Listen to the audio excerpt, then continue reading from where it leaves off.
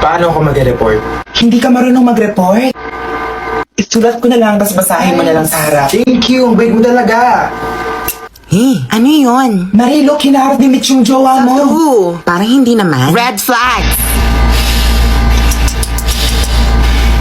Si ate girl! Uy! Guys, andyan na si ate girl! Oh, for sure, tatabihan sa boys. True, one of the boys daw kasi siya.